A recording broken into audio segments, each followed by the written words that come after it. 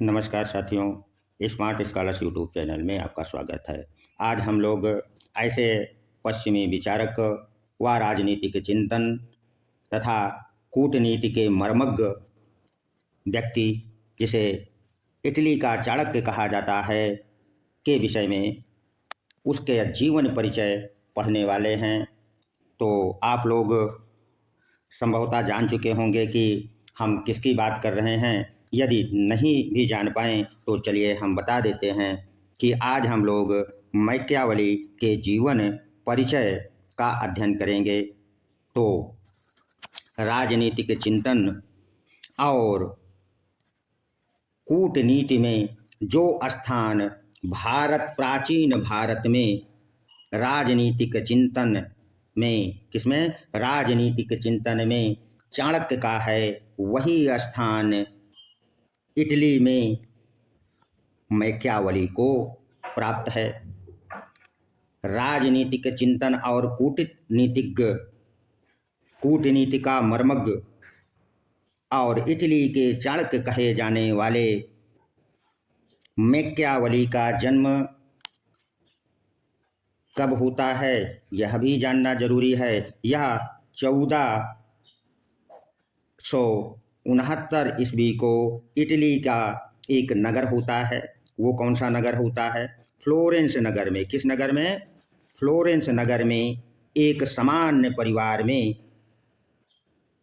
Machiavelli पैदा होता है तथा जब यह 25 वर्ष की आयु का हो जाता है। कौन?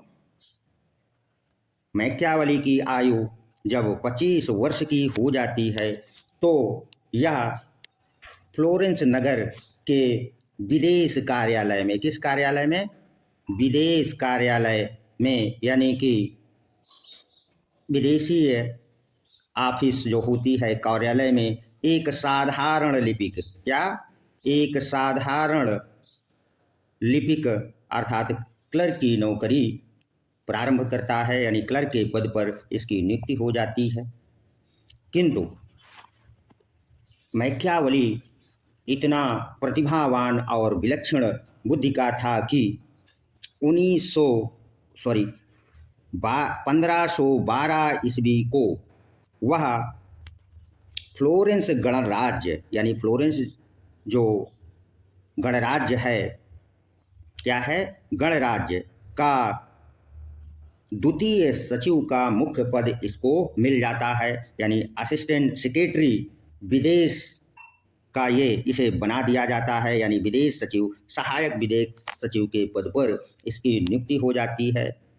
क्यों होती है? क्योंकि इसके अंदर बहुत अधिक प्रतिभा थी और विलक्षण बुद्धि का था।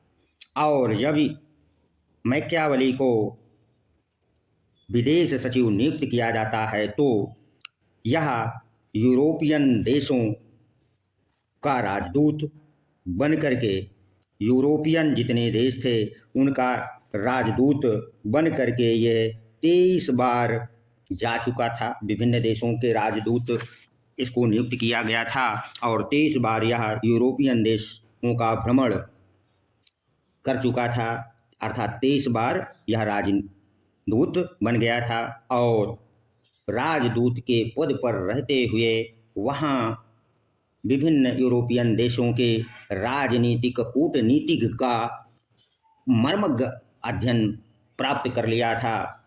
और इस महान विद्वान का जो अंतिम समय आता है, अर्थात इसकी मृत्यु कब होती है, इसको भी जान लेते हैं।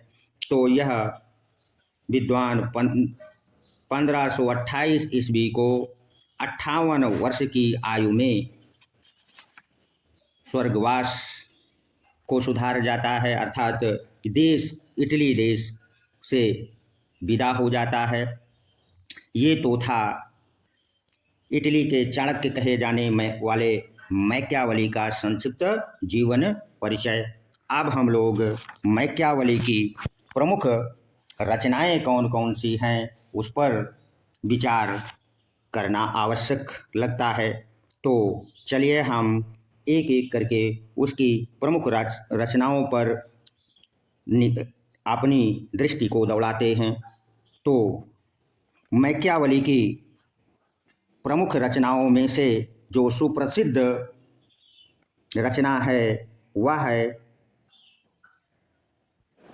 है लीवी द्वारा रोमन इतिहास की पुस्तक पर इतिहास की 10 पुस्तकों पर व्याख्याएं अर्थात discourses on the first 10 books of Livy, यानी ये पुस्तक अत्यधिक महत्वपूर्ण है। और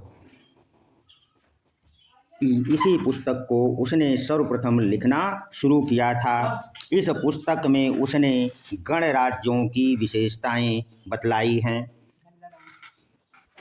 इसी समय वह अपनी प्रसिद्ध पुस्तक प्रिंस को भी उसने लिखा था।